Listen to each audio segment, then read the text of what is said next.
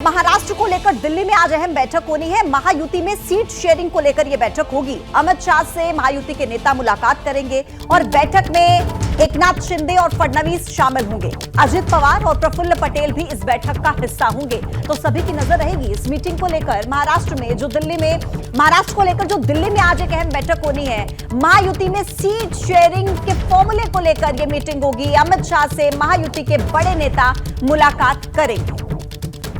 अब देखिए, महाराष्ट्र में महाविकास अघाड़ी की यानी कि एमवीए ने सीट बंटवारे का जो फॉर्मूला है वो तय कर लिया है। गठबंधन की तीनों ही पार्टियां यानी कि उद्धव ठाकरे की शिवसेना, कांग्रेस और शरद पवार की एनसीपी 85-85 सीटों पर चुनाव लड़ेगी। 15 सीटें ऐसी हैं जिन पर चर्चा भी चल रही है, जबकि 18 सीटें सहयोगी दलों के लिए छोड़ दी गई हैं।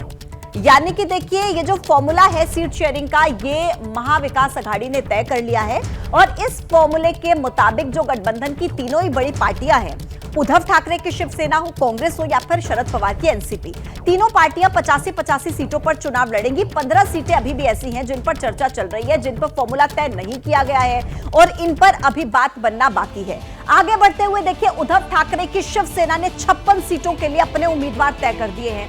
उद्धव ठाकरे एक बार फिर से मुंबई की वर्ली से चुनाव लड़े। उद्धव ठाकरे के बेटे आदित्य ठाकरे एक बार फिर से वर्ली सीट से चुनाव लड़ेंगे। 2019 में आदित्य ने यहीं से डेब्यू किया था। एक बार फिर पार्टी ने वहीं से टिकट दिया।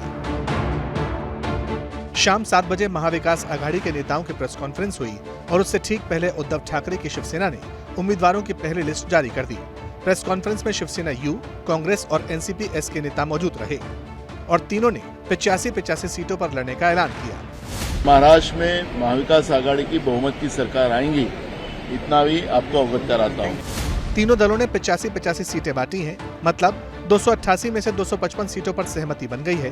बाकी जो 33 सीटें हैं, उनमें से 18 सीटें इन तीनों के अलावा जो बाकी सहयोगी दल हैं उनमें बांटी जाएंगी। इसके अलावा जो 15 सीट बच रही हैं, उस पर चर्चा जारी है।